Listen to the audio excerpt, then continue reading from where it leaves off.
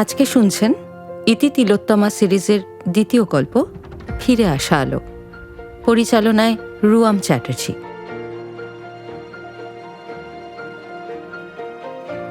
Prinsep ঘাট, কলকাতার বুকের মাঝে এক টুকরো স্মৃতি। এখানে নদী যেন মানুষের হাসি কান্না সবই নিজের বুকে জমা করে রাখে। আজকের বিকেলে এখানে দেখা হবে দুটি মানুষের, যাদের গল্প সময় থামিয়ে দিয়েছিল। আবার নতুন করে শুরু হবে সেই সময়ের হাত ধরেই।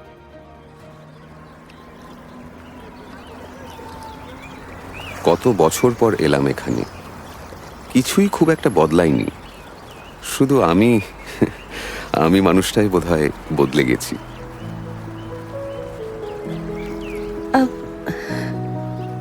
অর্পণ,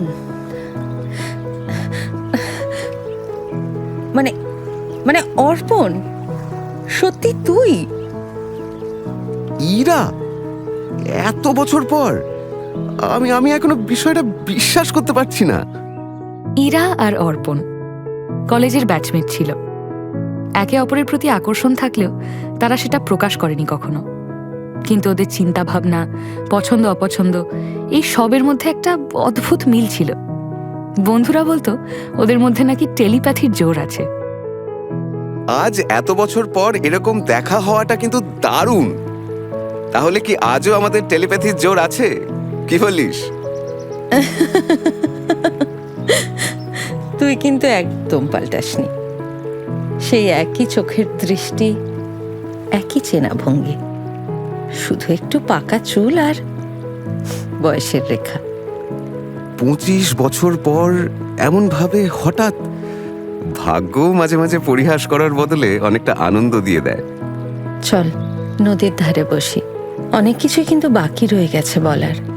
অবশ্য আদৌ বলবো কিনা বা বলা যাবে কিনা সেটা জানি না, তবু বিশ্বাস কর, সত্যি প্রচুর কথা বলার আছে। দুজনেই নদীর ধারে বসে।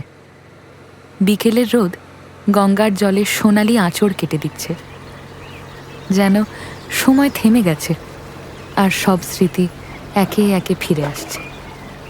মনে আছে কলেজ শেষে কফি হাউসে গিয়েছিলাম শেষবারের মতো? আমি বলেছিলাম যদি কোনোদিন আবার দেখা হয় প্রিন্সেপ ঘাটে বসে গল্প করব। আর অবশেষে আজকের দিনটা এলো।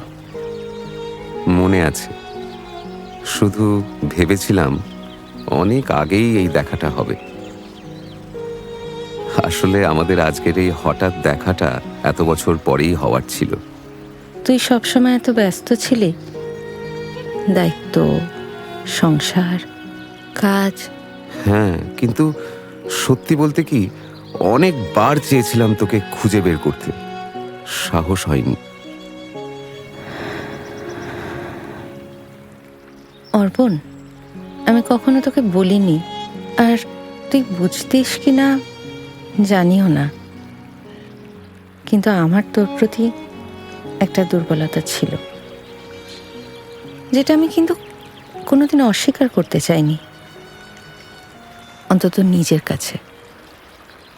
আমি জানতাম ইরা, কিন্তু আমি কোনোদিন সেটা বুঝতে দিইনি। তুই জানতিস আমার পরিস্থিতি, সংসারের দায়িত্ব, সকলের চাহিদা পূরণ করাটাই একমাত্র লক্ষ্য ছিল তখন। আমারও একই অবস্থা। আমরা দুজনেই আলাদা পথে হেঁটেছিলাম, কিন্তু আজ এত বছর পরে তোর চোখের দিকে তাকিয়ে বুঝতে পারছি, অনুভূতিগুলো কোথাও হারায়নি। মনে আছে কলেজ ফেস্টে তুই প্রথম আমার ছবি তুলেছিলি? সেই ছবিটা আজও আমি যত্ন করে রেখে দিয়েছি। তখন তোর চোখে ছিল এক আকাশ স্বপ্ন, তোর মধ্যেই আমি সব আনন্দটুকু খুঁজে পেতাম। আর তুই মঞ্চে দাঁড়িয়ে গান গাইছিলি, অদ্ভুত মায়া ছিল তোর গানে। সেদিন মনে হয়েছিল তোকে কোনোভাবেই হারিয়ে ফেলতে পারবো না, কিন্তু অদ্ভুত পরিহাস ভাগ্যের। হারিয়েই তো গিয়েছিলাম। বিয়ে, চাকরি, সংসার, সবকিছুর ভিড়ে নিজেকেই হারিয়ে ফেলেছিলাম। একটা সত্যি কথা বল, তুই সুখী ছিলিস? সুখ দুঃখ মিশিয়েই চলতে হয় অর্পণ। বিয়ে করেছিলাম, কিছু বছর পর সব শেষ হয়ে গেল। এখন একাই থাকি, গানটাই আমার সঙ্গী।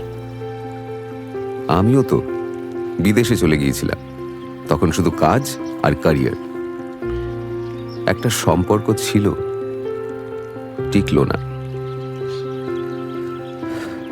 শেষে বুঝলাম মানুষ হাজার কিছু পেতে পারে, কিন্তু সত্যি আপনজন যদি কাছে না থাকে তাহলে সবই ফাঁকা। ইরা, সময় আমাদের আলাদা করেছিল ঠিকই, কিন্তু ভাগ্য আবার আমাদের মিলিয়ে দিয়েছে। আর একবার কি শুরু করতে পারি না আমরা? আমি হৃদয়ের কথা বলিতে ব্যাকুল, শুধাইল না কেহ। আমি হৃদয়ের কথা বলিতে ব্যাকুল, শুধাইল না কেহ।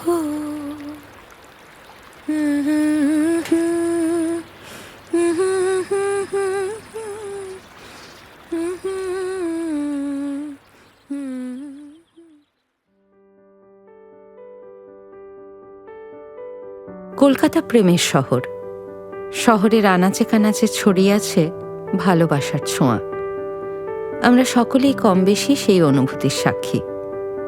তাই সেই মিষ্টি মুহূর্তগুলোর স্মৃতি রোমন্থন করতে চাইলে অবশ্যই অপেক্ষা করতে হবে ইতি তিলোত্তমা সিরিজের পরবর্তী গল্পের জন্য, এবং কান পাততে হবে ব্লুপার হাউস স্টুডিওজ ইউটিউব চ্যানেলে। শুনলেন আজকের গল্প ফিরে আসা আলো। গল্পকার রুয়াম চ্যাটার্জি। ন্যারেশনে তিতাস ভট্টাচার্য, অর্পণ সায়ন ভাদর এবং ইরা রুয়াম চ্যাটার্জি।